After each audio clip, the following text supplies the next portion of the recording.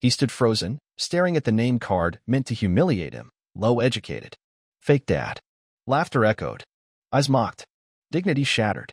But before he could flee, a voice thundered from the altar, "Dad, wait." What happened next flipped the entire wedding upside down and exposed a secret that would destroy everything they built. You won't believe who brought the empire down and why. They say weddings are supposed to be magical, the kind of day you never forget.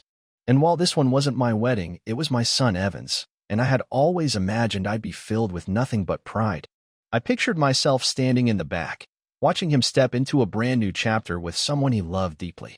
I ran through the scene in my head 100 times. Maybe I'd get choked up, maybe I'd laugh, maybe I'd just applaud until I couldn't feel my hands. But nothing I'd ever dreamed up prepared me for what actually unfolded. The ceremony was set in one of those upscale hotel ballrooms downtown, the kind of place where the chandeliers looked like they'd been plucked from a royal palace and the floors shined so bright they made my old truck look like scrap metal. I wasn't used to that level of fancy, but I cleaned up the best I could. Wore my nicest black suit, the one I saved from Evan's college graduation. Even made sure my boots were polished. You couldn't see the scuffs unless you were looking for them. I took a moment to breathe, trying to convince myself I had every right to be there. I was Evan's father. That had to count for something.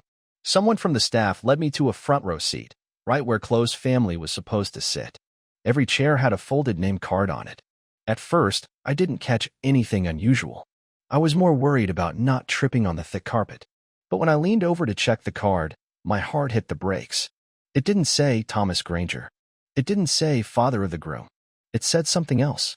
Something that dug deep into my chest and twisted hard. Low educated. Fake dad. For a second, I thought it had to be a prank. Some kind of sick joke. I glanced around, waiting for someone to come over and say, "Oops, sorry, that wasn't meant for you," and hand me the real one.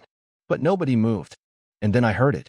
A soft snicker, barely audible at first, like someone trying to hide it behind their fingers. Then it started spreading, getting louder, sharper. And when I looked up, I saw exactly who it was. Emily's side of the family, the Kingsleys. Margaret, her mother, was laughing into her hand. Her father, Dr. Charles Kingsley, had that smug look people wear when they think they're better than you. Like he was watching a stray mutt wander into a gala in a tux. I could feel my face heating up, my hands turning clammy. I looked over at Evan near the altar, adjusting the cuffs on his jacket. He hadn't noticed anything. Thank God. My gut told me to leave. Just slip out before anyone else spotted the card. Before they all got a good laugh in at my expense. My legs didn't want to move, but I forced them to carry me away. I was nearly at the side exit when a voice rang out loud and urgent. "Dad, wait."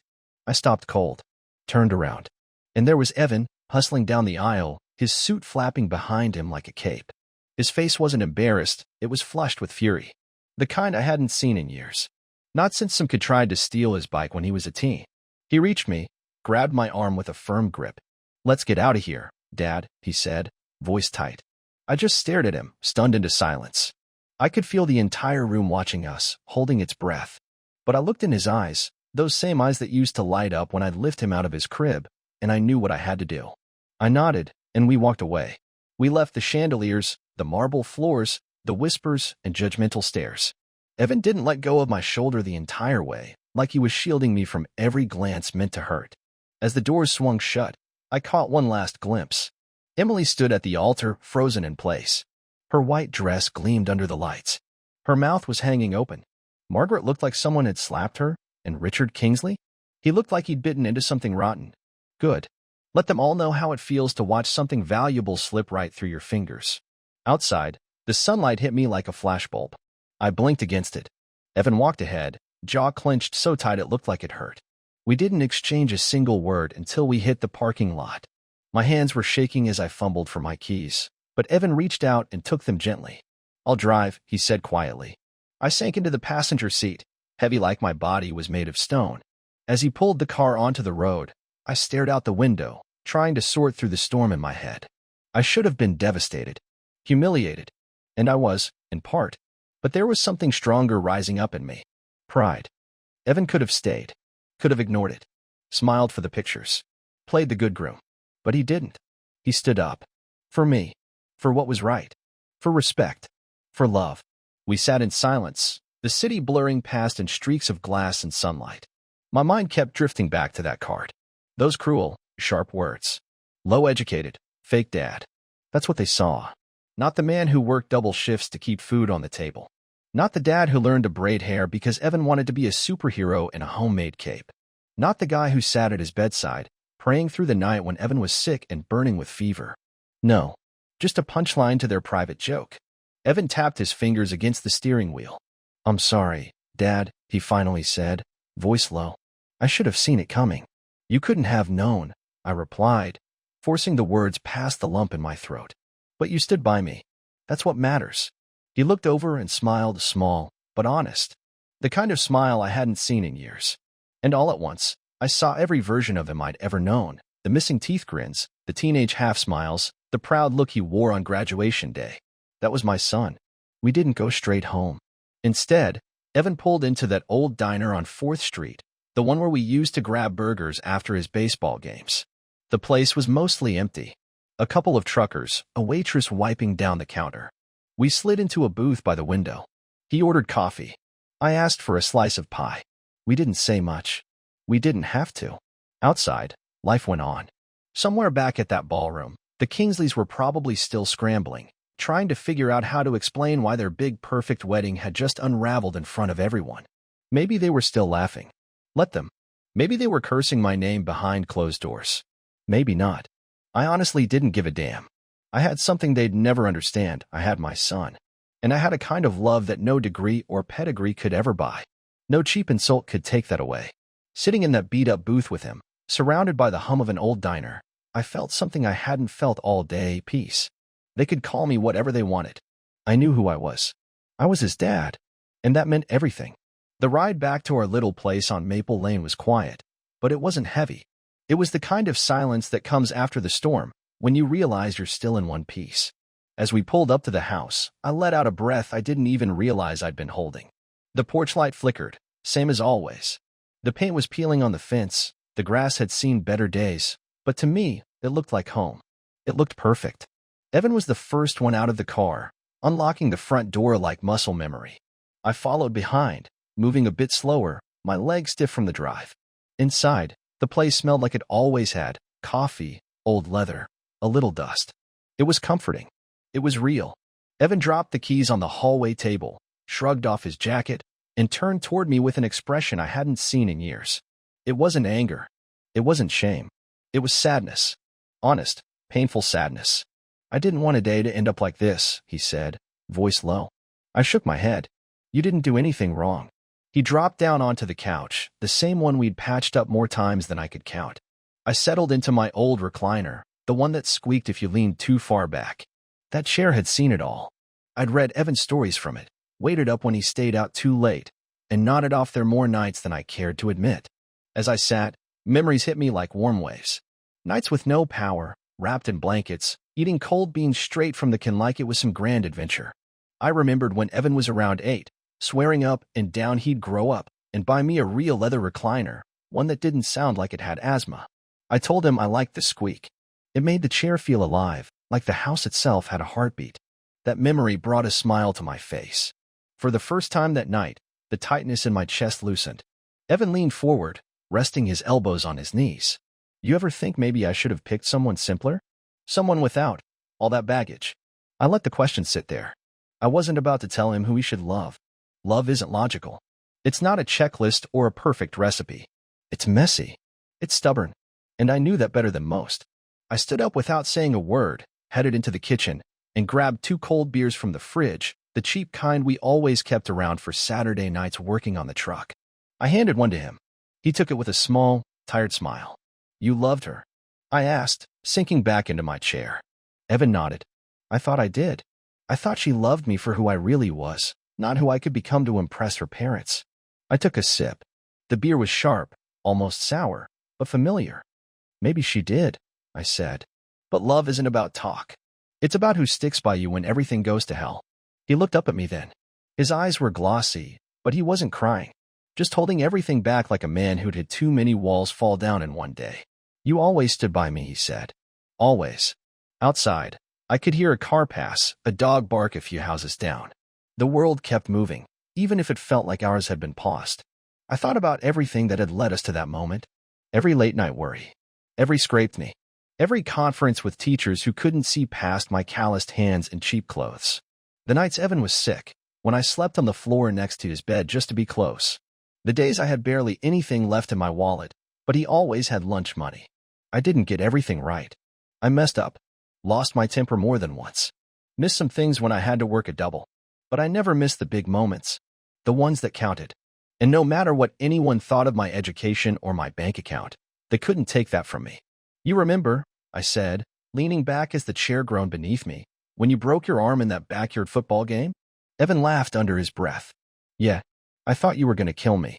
I thought I was going to kill you, I said, grinning. You screamed so loud, the neighbor came running with a baseball bat. Thought we were being attacked. We both burst out laughing, really laughing this time. The kind that fills a room with light, even when the day had felt so dark. And just like that, we weren't the father and son who'd walked out of a shattered wedding. We were two tired souls, weathered but unshaken, holding on to the one thing we never lost, each other. Later that night, after Evan turned in, I found myself sitting on the front porch with another beer in hand. The stars were out, blinking down through the cool night air. I rocked slowly in the old wooden chair, listening to the sounds of crickets and distant traffic, the boards beneath me creaking with every shift. I thought about Emily's parents. Their polished words. Their wealth. Their expensive smiles. All that status, and still not an ounce of decency. They had everything people chase, except heart. And maybe, just maybe, that's where life has its own kind of justice. I didn't know what tomorrow would bring. I didn't know about the headlines that would blow up in the morning, or how the folks who laughed at me would be the ones people laughed at next. But right then, with the stars overhead and the quiet night wrapped around me like a favorite old coat, I knew one thing with absolute certainty. I had already won.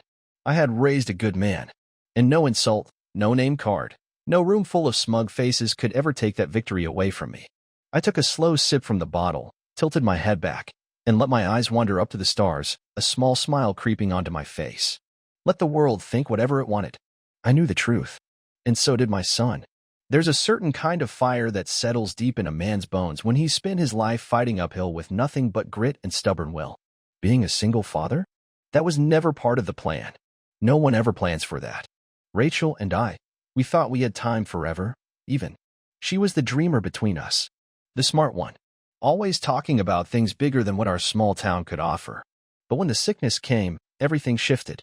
The world tilted hard, and no matter how much I tried to balance it again, it never quite stood straight. When she passed, it was just Evan and me. I was 24. A kid with a mortgage he couldn't afford. A toddler who woke up crying for his mama every single night. And a hole in his chest so wide it felt like it might swallow everything else. People used to talk when they thought I couldn't hear them. In line at the grocery store, whispering just loud enough. That poor boy doesn't stand a chance. Thomas Granger? He's gonna ruin that kid. Rachel's folks should take him. They've got the means. The education. A real home. Rachel's parents, the Holloways, didn't waste a minute. Just 3 weeks after the funeral, they came knocking. Lawyer in tow. Custody papers in hand. I'll never forget the way Rachel's mom stood on my porch, Evan clinging to my leg, looking up at her grandmother with confused eyes. Margaret Holloway looked at me like I was dirt stuck to her heel. Be reasonable, Thomas, she said, like she was doing me a favor, not trying to rip my son out of my life. You can't raise him on your own. He deserves more.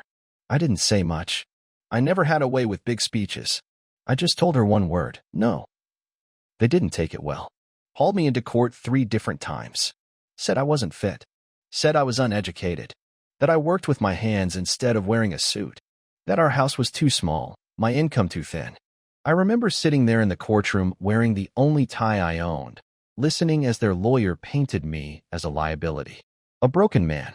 Someone who wasn't even worth acknowledging as a father. They brought charts, witnesses, pictures of their estate. Meanwhile, all I had were my bruised hands, sleepless nights, and the kind of love that only comes from having already lost everything but one small, breathing reason to keep going. By all accounts, I should have been crushed. On paper, I didn't stand a chance. But sometimes fate throws you a lifeline where you least expect it. Her name was Noah Stanton, court-appointed attorney, fresh out of law school. She looked like she still had dorm room keys in her purse. But when she stood in that courtroom, she fought like a lioness. She tore into every shady tactic the Holloways tried, one by one. She didn't argue for my resume. She argued for my heart. For the bond between a father and son they couldn't manufacture with money. She made the court see the truth, that this wasn't about love. It was about control. I barely heard the judge when the decision came down. I only caught the words that changed everything. Full custody awarded to Mr. Thomas Granger. And that was it. I broke right there. Couldn't hold it back. Ugly tears. The kind that hit you in the gut. Noah just patted me on the back and said, "You earned this. Don't let anyone tell you otherwise." I never forgot those words. And I never doubted again. From that day forward, Evan was mine to raise. Mine to guide. Every school test, every bandaged knee, every tight Christmas when there was barely anything under the tree, but somehow, it was still enough. I gave him what I had. I gave him everything. Some nights, when he was little and finally asleep, I'd just sit by his bed, just watch him breathe, terrified I'd mess it all up, that maybe the whispers were right, that love might not be enough. But every morning, when he'd wake up with that gap-toothed grin, I told myself, no, I promised myself, I'd find a way. And I did.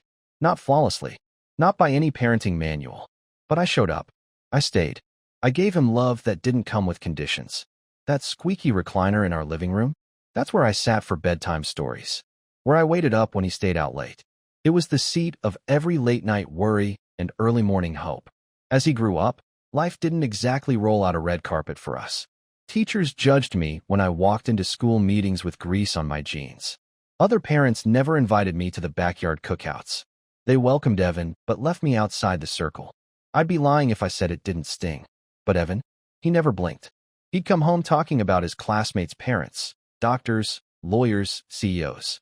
And every time I braced myself, waiting for the day he'd wish he had someone else, someone more polished. But that moment never came. Instead, he'd tell me, "Dad, you're the smartest guy I know. You can fix anything." And he meant it. Not because I could balance a spreadsheet or write a thesis, but because he trusted me, knew I'd always be in his corner. When he turned 15, I sat him down and told him everything. About the custody battle.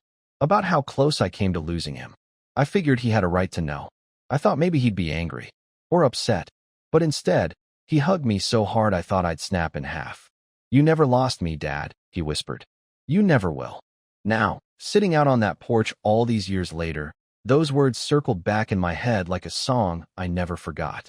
After everything, after that nameplate, the laughter, the humiliation, none of it mattered. None of it could reach the place where the real battles had already been fought and won. They didn't see the nights we survived together. They didn't see what stubborn love built brick by brick. All they saw was a mechanic without a degree. They didn't see the man who rebuilt a whole life out of heartbreak, with hands that never gave up. I closed my eyes and let the breeze wash over me. Evan was inside, fast asleep under the same roof that had sheltered every scraped knee and broken dream. He was safe. He was home. My son. My pride. The proof that you don't need money or medals to do something right. Tomorrow would come, same as always. It might bring new problems. Or maybe even something good. But tonight, in that peaceful hush, with the stars blinking overhead and the cool wind brushing across my face, I knew this much. I made the choice to fight for Evan when it counted. And I'd make that choice again, 1,000 times over. Because love isn't measured by degrees or fancy words. It's in the calloused hands that pull you back to your feet. In the arms that carry you when you're too tired to walk. In the heart that never, ever lets go, not for a single second. There was a time in my life when I stopped wondering if I was enough. Because deep down, I knew I was. And by that measure alone, I was the wealthiest man alive. There's a special kind of pride in building something with your own hands, even if the world never stops to notice. Our home wasn't filled with fancy furniture or matching dinnerware, but every scratch on the floorboards, every squeaky stair, and every chipped mug in the cupboard carried a story. A story about getting through the tough times. About laughing even when it didn't make sense to laugh. About crafting a life that was undeniably ours. After the custody fight ended, I threw myself into work. I juggled 2 jobs, long hours at the factory by day, greasy hands fixing trucks in my neighbor's garage at night. Some nights I collapsed into bed close to 3 a.m., too worn out to even take off my boots. But when Evan would wander into the room in his footy pajamas, curl up next to me, and mumble, "Love you, Dad," through a yawn, all the pain in my muscles felt worth it. Truth is, I didn't have a clue how to raise a child the right way. I had no instruction manual, no mentor guiding me through the do's and don'ts. My own dad had checked out before I hit my teens. I was figuring it out as I went, guessing most of the time and hoping I didn't mess it all up. When Evan was a baby and colic had him crying for hours on end, I'd walk circles around the living room, rocking him against my chest and singing off-key lullabies I barely remembered from my own childhood. And when he was old enough to notice other kids had moms while he didn't, I sat beside him, rubbed his back, and told him the truth the only way I knew how: soft, gentle, and honest. "Your mama loved you more than anything," I whispered once, watching him blink up at me with wet eyes. "She's still watching over you. You're her greatest gift." And he believed me. Maybe that belief is what helped us both hold on. Money was always tight back then, real tight. Some weeks, I'd skip dinner just to make sure Evan's plate wasn't empty. We had our lights threatened more than once.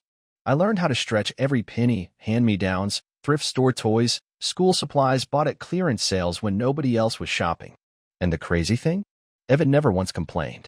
Not when his sneakers had duct tape holding the toes together. Not when Christmas morning meant one carefully wrapped gift beneath a sparse tree. Not even when his buddies got shiny new bikes and game consoles, and he made do with a beat-up football we glued back together more times than I can count. Instead, that boy gave me reasons to be proud that I still can't put into words. He studied hard, treated people kindly, shoveled snow for the neighbors without being asked. And every time he came barreling through the door, sweaty and muddy from playing outside, shouting, "Dad." Guess what happened? Like I was the only one who mattered, my heart knew we were doing okay.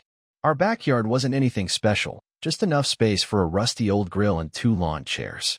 But every summer, I scraped together enough for a short camping trip. Just me, Evan, and a leaky tent. We'd fish in muddy creeks, burn marshmallows over open flames, and tell ghost stories that were more funny than scary.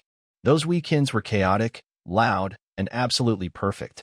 One night when he was around 10, we were lying under the stars, and he turned toward me with this serious look on his face, all gap-toothed and curious. "Are we poor, Dad?"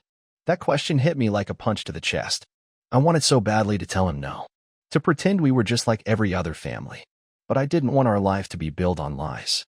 So I thought for a second and said, "We don't have a lot of money, that's true. But we've got the stuff that matters." He looked puzzled. "Like what?" "Like love," I told him. "Like laughter. Like always knowing someone's there for you." He mulled it over, then smiled wide, crooked, and full of life. "Then we're the richest people ever." I laughed so hard that night I probably scared off every raccoon in the woods. Time did what it always does, it flew. Evan shot up tall, got smarter, quicker. But even when he was learning things I didn't understand, he never once made me feel small.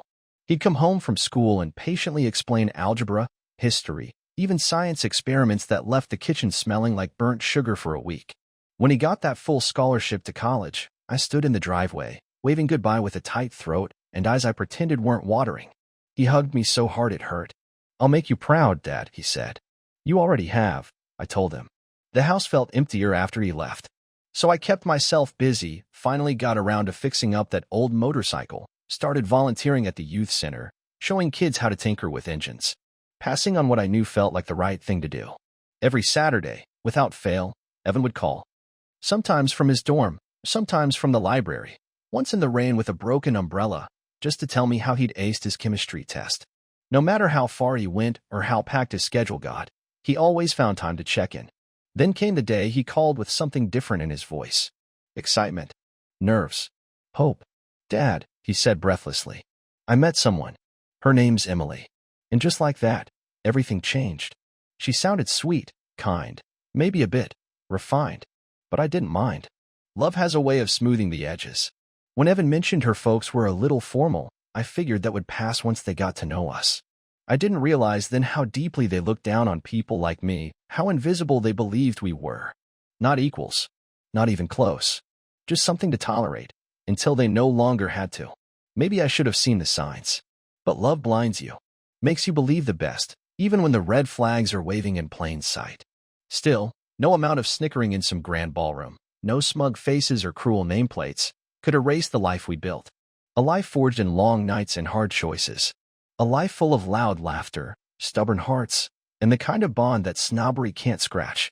That night, I leaned back in my chair, the old wood groaning beneath me, listening to Evan's steady breathing through the thin walls. They had no idea. They thought a man's worth was stitched into his suit or written on his degree. But they couldn't see the richness we carried in every scar, every memory, every moment shared between father and son. And growing up, Evan never once made me feel like he was ashamed of where he came from. Not once. Not even when kids at school went on and on about their parents, doctors, lawyers, CEOs. Evan would just puff up his chest and say, "My dad can fix anything." He said it like it was the most important job on earth. And for him, maybe it was. When he started getting older, I worried that pride might fade. Teenagers change. The pressure to fit in, to be cool, starts twisting how they see the world and their parents. I braced myself for the moment he'd stop introducing me at school events or avoid mentioning my work altogether. But that day never showed up. I remember this one time his high school hosted a career fair. All the kids were bringing in parents to talk about their jobs. Engineers, college professors, people with long titles and longer resumes. I nearly told Evan to ask someone else. I didn't want to be the reason he felt embarrassed. But Evan shut that down before I could even finish the sentence. "You're coming, Dad," he said, dead serious. "You're the smartest guy I know." So I pulled out my cleanest pair of jeans, a pressed work shirt, and even slicked my hair back, just like I used to when he was little and we played dress-up in the mirror. I stood tall beside him in that crowded gym while he introduced me to his teachers and classmates. "This is my dad," he said, proud as ever. "He's a mechanic. He can fix anything with an engine. He even built me a go-kart when I was 10 out of scrap parts." A few of the teachers smiled politely. But some of those kids? Their faces lit up. Evan told them how he made the whole thing run with parts pulled from junkyards, how it handled like a dream once we got the steering right. On the drive home, Evan leaned over and said, "Some dads wear suits. Mine builds things. That's cooler." I don't think he realized what that meant to me. I'm not sure he ever will. Even when he went off to college, surrounded by students from well-off families, with picture-perfect childhoods and polished manners, he never forgot where he came from. He sent me photos from his dorm. There he was, grinning like an idiot, with a poster of a classic Mustang behind him, the same one we restored together during a long, hot summer. I'll never forget when he brought a few friends home for break. I worried they'd judge the cracks in the driveway, the mismatched dishes, the second-hand couch.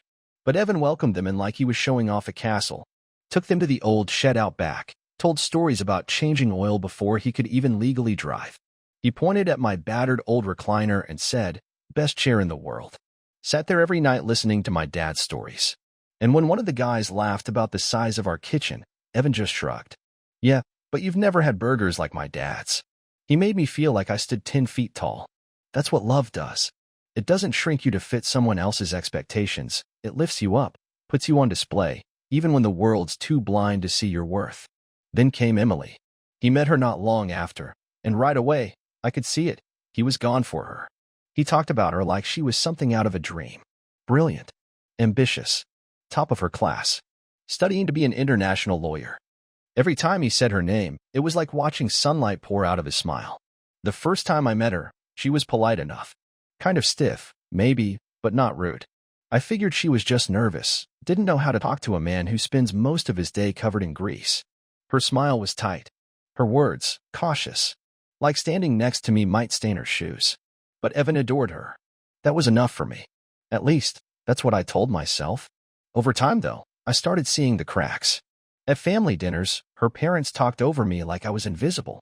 They used fancy terms meant to confuse or remind me of my place. Emily? Sometimes she'd flinch when I mentioned work, like I'd said something gross. Once, at a dinner party, she introduced me to a group of friends not as Evan's dad, but as the man who fixed our car. Still, I kept telling myself it was nothing. Maybe I wasn't what they were used to. Maybe they'd come around. Maybe love would smooth it all out like it always had. But now, after what happened at the wedding, I know better. Love doesn't always bridge every gap, especially when those gaps are carved deep by pride, by status, by quiet, polished cruelty. I remember a moment, maybe 7 months before the wedding. We were fixing the porch swing. Evan was hammering in a new board while I held the frame steady. "You think Emily's folks like me?" he asked, suddenly. I didn't answer right away. I chose my words carefully. "They don't know you like I do," I said. "Give it time." He nodded, but his brows stayed drawn tight. "Sometimes I feel like they think I'm not enough," he said quietly, more to the wit than to me. I set the board down, wiped my hands on my jeans. Listen, son, I told him. Some people are born thinking they're better than others. Fancy schools, big salaries, they think that's what makes a person matter. But that's on them, not you. You measure a man by how he treats the ones who can't offer him anything in return. You measure him by his heart. He didn't reply, just kept working. But his jaw was tight, and I knew deep down how he'd heard me. Maybe that's why, on the wedding day, when he saw that nameplate, heard that laughter, he didn't wait. He didn't flinch. He remembered what mattered. He didn't choose me because I was perfect. He chose me because I'd always been there. Through the mess, through the pain, through every late night, scraped knee, burnt dinner, and bedtime story. Through every morning where all we had was love and stubbornness, but that was enough. And sometimes, that's everything. The Kingsleys? They wore pride like a second skin. Everything about them, stiff handshakes, rehearsed smiles, Ivy League smugness, it all screamed, show. When I met them for the first time, it was at one of those elegant dinner parties. I knew right away I was an outsider in their world. They spoke like actors reading lines.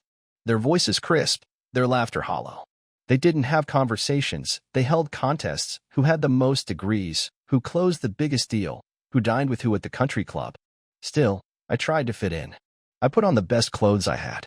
Sat straight, elbows off the table, remembered all the little manners Rachel once taught me. I nodded politely as Dr. Kingsley bragged about his family's academic legacy like it was a royal title. But no matter how hard I tried, it never made a dent. They didn't see me as a man who had poured his life into raising a good son. They didn't see the nights I sat beside Evan's sickbed, or the afternoons I ran behind him, legs aching, teaching him to ride a bike. They didn't see the love behind every sacrifice. They didn't want to see it. They never saw the love behind the dirt on my hands. All they saw was a man who didn't fit their world.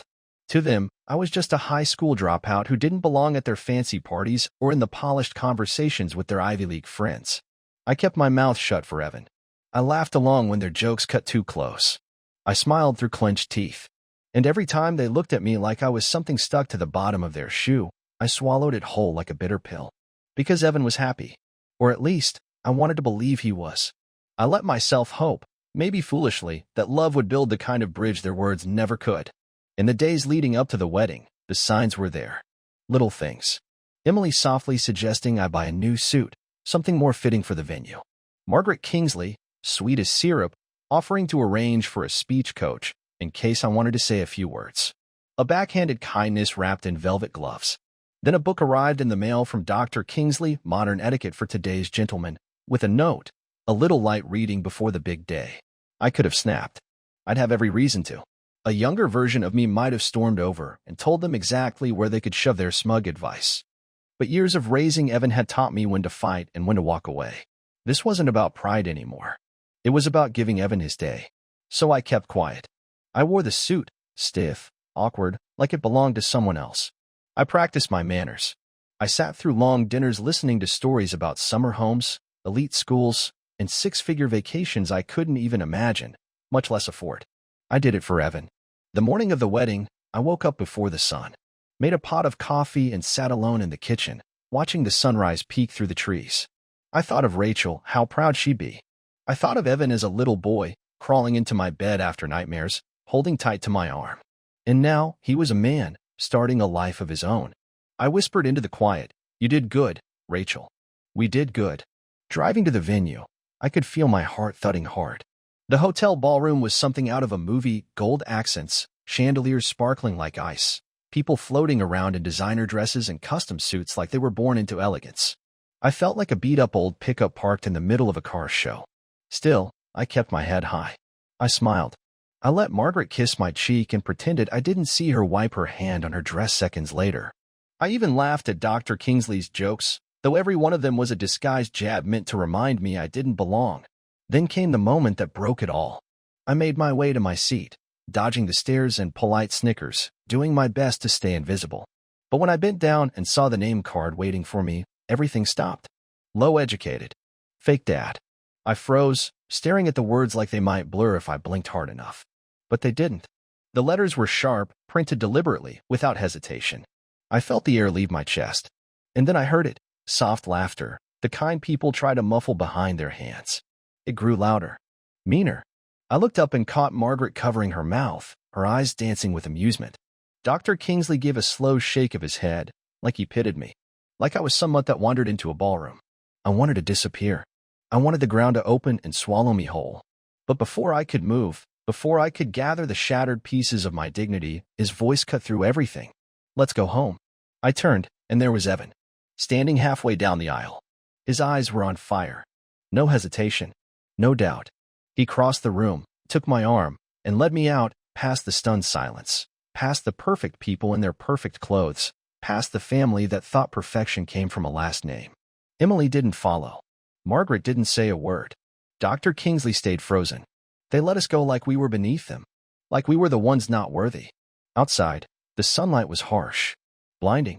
Evan opened the car door for me, just like he used to when he was little, pretending to be a driver for the president. I climbed in, heart too full for words. He drove in silence, tense hands gripping the steering wheel. I'm sorry, Dad, he finally said, voice raw. I should have seen it coming. I shook my head. You saw it when it mattered. At a red light, he turned toward me. I don't care about money, or titles, or schools. You're my dad. You're my family. My eyes burned, but I refused to let the tears fall.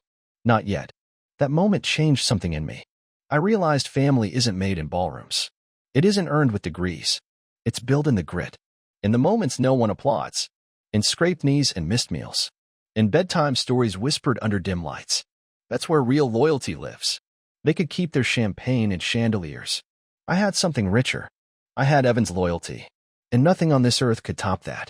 The next morning, the day that was supposed to be after Evan's wedding, I woke before the sun again. I'd barely slept.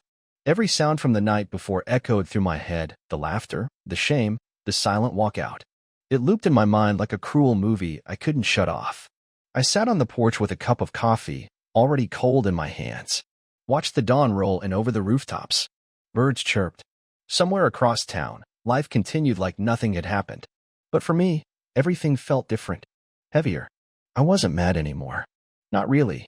I was beyond anger. What I felt now was grief, not just for me, but for the way people could twist love into something ugly. Something selfish. I wondered what came next. Evan hadn't said much after we got home. He just sat on the couch, staring into space. Eventually, he fell asleep sitting up, head leaned back like when he was a kid, and I'd find him knocked out in the back seat after a little league game. I didn't wake him. Just grabbed a blanket and covered him up. Sat nearby and kept watch, like I always had. It was my second cup of coffee when I heard a car rumble into the driveway. I squinted down the walk and saw Evan's old truck pulling in. It was Jay, his best friend since high school, still wearing his mechanic's uniform, covered in grease, and moving like he was late for something. He bounded up to the porch, out of breath. You seen the news? I blinked. News. He shoved his phone into my hands. A headline was already lit up on the screen. Whitmore scandal shock city. I stared unblinking. And there, below the headline, was a photo of Emily's father, Dr. Kingsley, looking like a man who had just watched his entire kingdom crumble as reporters swarmed around him. Another headline flashed across Jay's phone, bold and blaring. Sources say Kingsley fortune in jeopardy as authorities take action. Surprisingly, I didn't feel joy. No surge of revenge. No twisted satisfaction. Just shock. Plain and quiet. Jay, on the other hand, was practically buzzing with adrenaline. Words tumbled out of him in a rush. Someone leaked everything. Emails, bank records, internal stuff.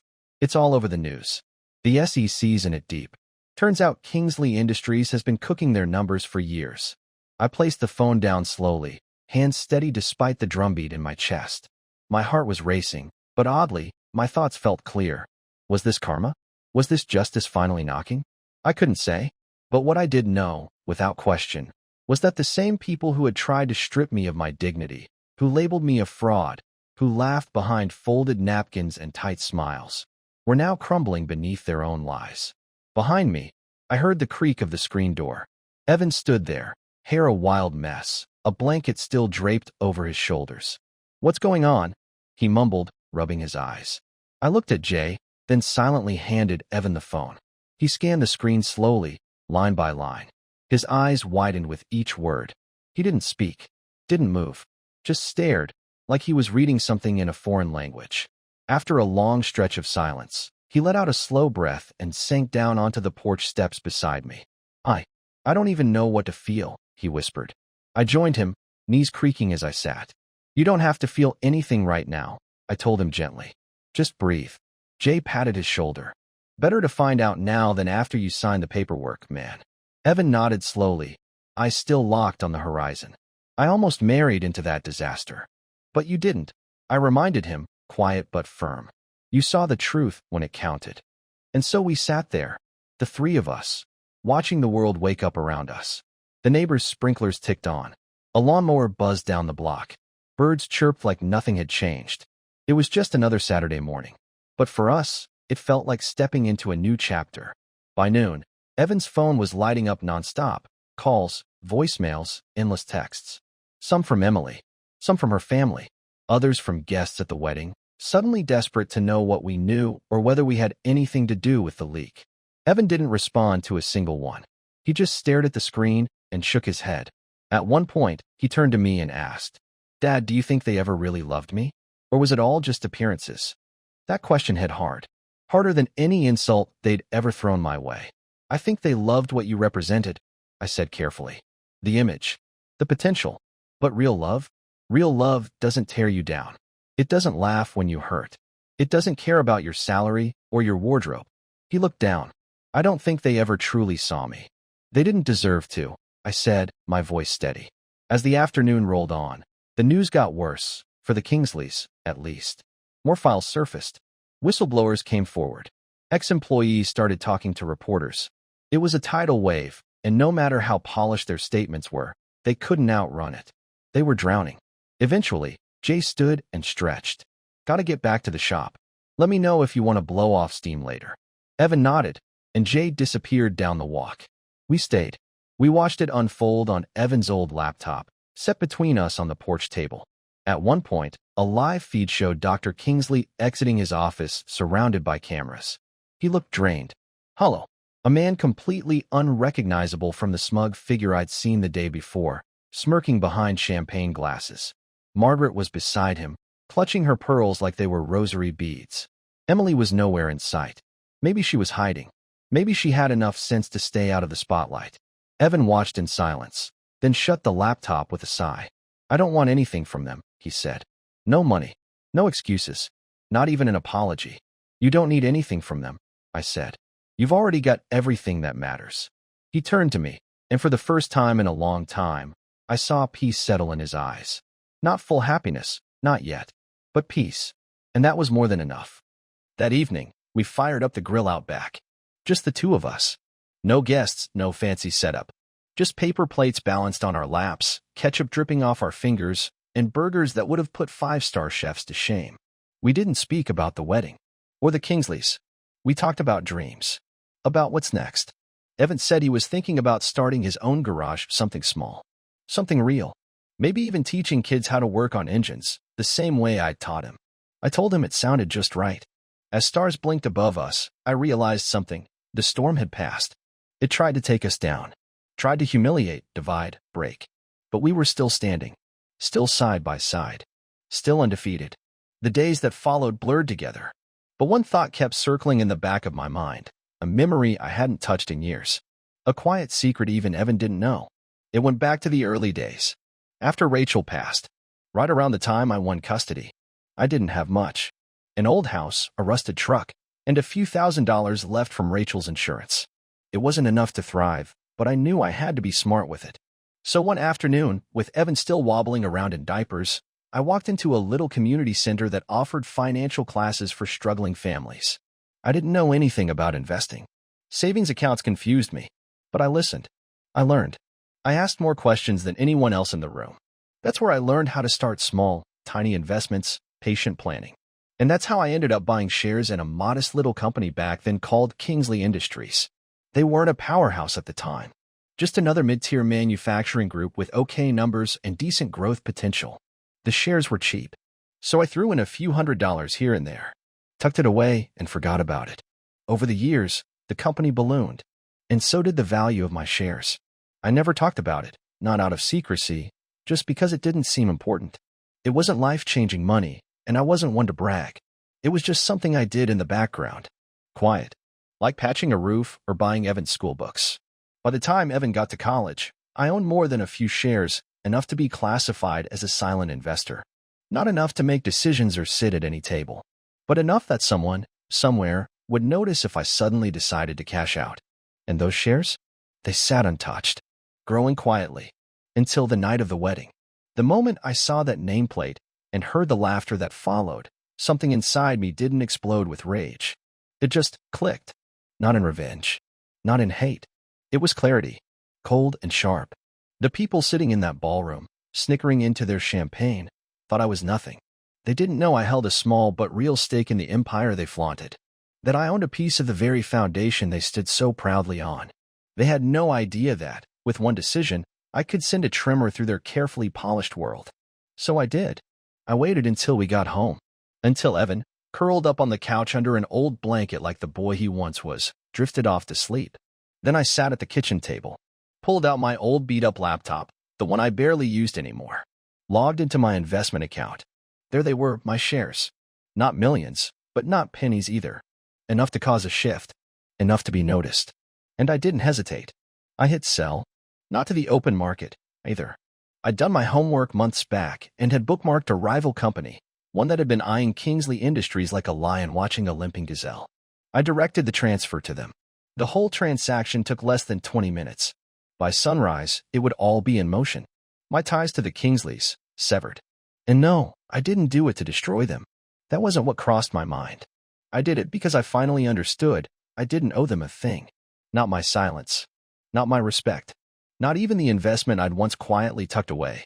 They had already decided what I was worth. What they didn't realize was that sometimes the foundation holding up your house isn't under your control. The next morning, the dominoes started to fall. The media caught wind of the sale quickly. Headlines exploded. Rumors took off. Panic spread like gasoline on fire. The stock plummeted. Investigations resurfaced. The Kingsleys had spent years hiding their dirt under expensive rugs, and now it was all being dragged into the daylight. It was chaos. Beautiful, brutal chaos. And I didn't say a word. Evan didn't know. Nobody did. That was my silent farewell to a family who never even earned a hello. I watched it all happen with the same feeling I get when I finish repairing an engine. Not triumph. Just a deep, steady sense of satisfaction, knowing the pieces had finally landed where they were meant to. A few nights later, Evan and I found ourselves back on the porch. We hadn't spoken much about the Kingsleys since that day. Like we both decided, without needing to say it, that we were done looking back. But that night, Evan turned to me, brows drawn tight. "Do you ever feel bad?" he asked. "That they're losing everything?" I leaned back and thought about it. Really thought about it. "No," I said honestly. Because what they built wasn't solid. It was built on lies. On stepping over people like us. It was always going to collapse. They just didn't expect it to happen so soon. He nodded, eyes tracking the stars above. "Do you think Emily knew?" he asked quietly. I shrugged. Maybe. Maybe not. Either way, it doesn't change a thing. His shoulders sagged slightly, like he was trying to carry a weight he didn't have to. I reached over, placed a hand on his back. "You don't owe them anything, Evan," I said. "Not your guilt. Not your sadness. Sometimes, when a house catches fire, you're not meant to run back inside." He let out a soft, shaky laugh. I wanted it all to be real, you know? The love, the family, all of it. "I know," I said, my voice low. "And one day it will be. With someone who sees your worth the second they meet you. Not someone who needs a resume before they decide to love you." We sat quietly after that. Two stubborn men, still. Worn down by time, but unshaken. The porch light buzzed behind us. Inside, the old clock ticked on. The world kept spinning. And for the first time in what felt like ages, everything felt right. A week later, I closed out the rest of my investments. Sold off the little bits and pieces I'd held on to all these years. I didn't need them anymore. That part of my life was over. I wasn't afraid of what came next. Not when I had something better than money could ever buy. We had each other. We had freedom. Funny thing is, sometimes the hands that shake the world don't wear gold watches. They aren't invited to fundraisers or printed on the backs of leather chairs. They're the hands no one notices. The ones that get dismissed, laughed at, until those hands let go, and the whole world tips. I didn't need their approval. Didn't want their apology. I didn't even need them to know it had been me. Because the only thing I needed was already beside me on that porch. A son who stood by me when it counted. A life built from stubborn hope and heart. And nothing could top that. Life has a way of surprising you. After everything, the ruined wedding, the Kingsley's empire turning to ash, their names dragged across headlines. I half expected Evan to shut down, to put up walls, harden like some men do when life guts them. But he didn't, because that's not who he was raised to be. He began to heal, slowly, quietly, like green sprigs pushing through frozen soil. It started with small things. Waking up early, fixing the squeaky back door, repainting the porch railing, changing the oil in the truck without me asking. Little things. But to me, they were signs. Signs that he was choosing life instead of bitterness. Then one morning, I walked into the kitchen and saw him at the table, laptop open, notebooks scattered everywhere. "What's all this?" I asked, grabbing my coffee. He looked up, eyes brighter than they'd been in weeks. "I think I'm going to open my own garage, Dad." I blinked. "Your own place?" He nodded. "Yeah, not just repairs. I want to teach, too. High school kids. Give them skills. Give him something real." Pride hit me so fast, I nearly dropped the mug. "That's a hell of an idea, son," I said, grinning wide. He smiled back, a little shy. Figured it's time I built something that matters. Over the next few weeks, he threw himself into it. Found an old mechanic shop on the edge of town. Dusty, cracked windows, leaky roof. But solid bones. Like Evan, I helped him with everything. We patched drywall, cleaned grease-caked floors, replaced busted tiles. We worked late into the night, pain in our hair, sore backs, sweat stinging our eyes, but laughing like fools. And it felt good, honest, like sacred work. And somewhere in the middle of it all, life sent one more surprise. Evan met Sophie. No fireworks. No slow-motion run through a field. Just real. Simple. Right. She worked at the hardware store. Brown eyes. Hands rough from hauling boxes. Short. Sharp. Genuine. The kind of woman who didn't blink at grease or rolled up sleeves. She didn't wear makeup. Didn't put on a show. Just had this easy, genuine way of speaking that made you feel like you mattered. I remember the moment it happened, like time slowed down around it. Evan was in the hardware store, arguing with the clerk about 2 brands of sealant, going back and forth like it was life or death. That's when Sophie stepped in. Calm, patient. Explained the difference in 5 seconds flat. Then she smiled at him. And just like that, my boy forgot how to talk. That night, he couldn't stop rambling. "She's smart, Dad," he said, beaming. "She knows more about tools than I do." I grinned. "Sounds like you met your match." From there, things moved quick. A few coffees turned into dinner dates. Dinner dates turned into long evening walks. And those walks? Well, they turned into nights where Evan would come home humming to himself like a man who'd just found his own personal theme song. About a month later, he brought her to dinner. I grilled burgers out back. Nothing fancy, just meat, flame, and good weather. We sat under the stars with paper plates on our laps and grease on our fingers. And Sophie?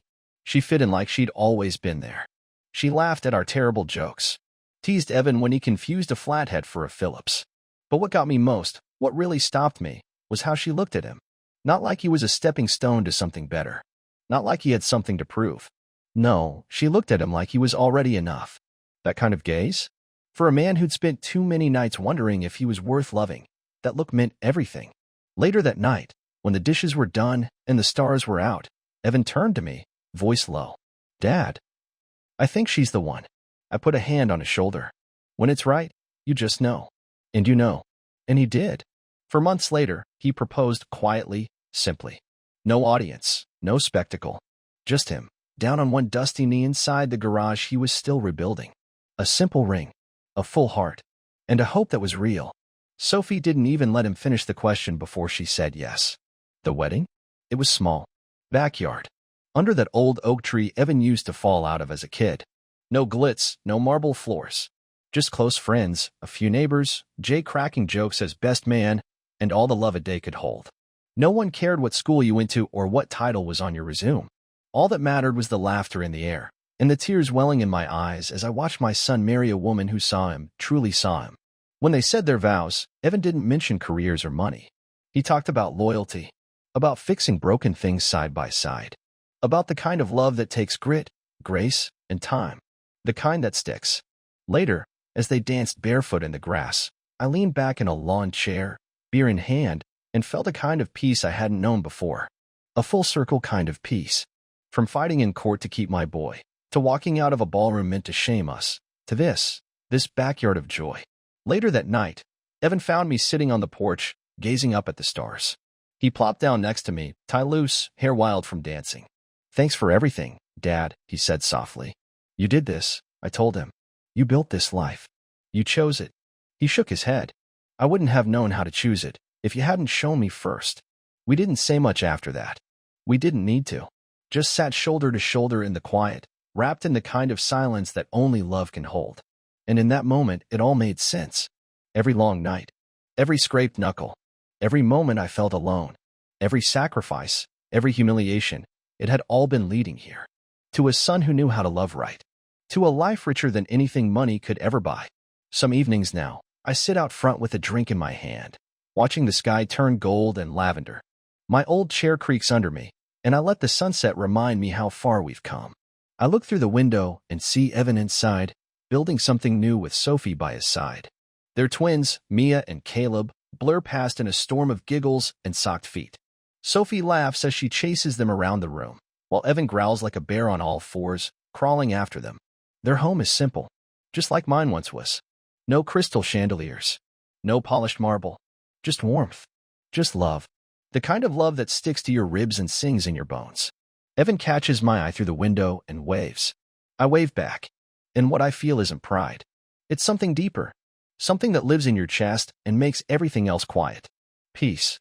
Years ago, when Emily's family tried to break me with that nameplate, I thought they'd taken something from me, that maybe they'd left a scar too deep to heal. But now I see the truth. They never took anything. They just revealed what had been strong all along. Because family? It's not about prestige or letters after your name. It's about who stays when things fall apart, who shows up when it's hard, who loves you when you've got nothing to offer but yourself. It's measured in knuckles bloodied from fixing what's broken, in hearts mended over late-night talks, in trucks held together by duct tape and sheer will. It's in hands that build a life out of almost nothing and didn't quit. Sometimes I close my eyes, let the breeze graze my face, and I think of Rachel, of the promises we whispered when we were young and full of fire. I like to believe she's still with me, somewhere in the quiet sky, smiling at the life we built from grief and grit. I can almost hear her voice. "You both did good." Sometimes, after the kids are in bed, Evan comes out with 2 cold beers. We sit there, talking about everything and nothing. About how Jack thinks he's a T-Rex. About how Lily needs 3 bedtime stories before she'll even think about closing her eyes. One night, Evan stared up at the stars and said, "Sometimes I'm scared, Dad. Scared I'm screwing it up." I chuckled, took a sip of my beer, and nodded. "Welcome to parenting." He laughed, shaking his head. "You made it look easy." I turned toward him, really looking at the strong, compassionate man he'd become. "It wasn't," I said. "Not a single day. I just loved you enough to keep going." That's the truth no one tells you about life, about family. It's not about perfection. It's about persistence. It's showing up when you're exhausted. It's loving through the chaos. It's failing and trying again, and again, and again. And sitting beside my son, under that wide sky, I understood something else. They once called me low-educated, called me fake, tried to stamp out my worth with a nameplate and a sneer. But that's not who I was. Because while their empire cracked and collapsed under the weight of its lies, mine kept growing, quietly, steadily, beautifully. Evan built his garage from the dirt up. It's not fancy, grease-stained floors, old radio in the corner, but it's real. A sign hangs above the door, Granger's Garage. He stood frozen, staring at the name card meant to humiliate him, low-educated. Fake dad. Laughter echoed. Eyes mocked. Dignity shattered. But before he could flee, a voice thundered from the altar, "Dad, wait." What happened next flipped the entire wedding upside down and exposed a secret that would destroy everything they built. You won't believe who brought the empire down and why. They say weddings are supposed to be magical, the kind of day you never forget. And while this one wasn't my wedding, it was my son Evan's, and I had always imagined I'd be filled with nothing but pride. I pictured myself standing in the back, watching him step into a brand new chapter with someone he loved deeply. I ran through the scene in my head 100 times. Maybe I'd get choked up. Maybe I'd laugh. Maybe I'd just applaud until I couldn't feel my hands. but nothing I'd ever dreamed up prepared me for what actually unfolded. The ceremony was set in one of those upscale hotel ballrooms downtown, the kind of place where the chandeliers looked like they'd been plucked from a royal palace and the floors shined so bright they made my old truck look like scrap metal. I wasn't used to that level of fancy, but I cleaned up the best I could.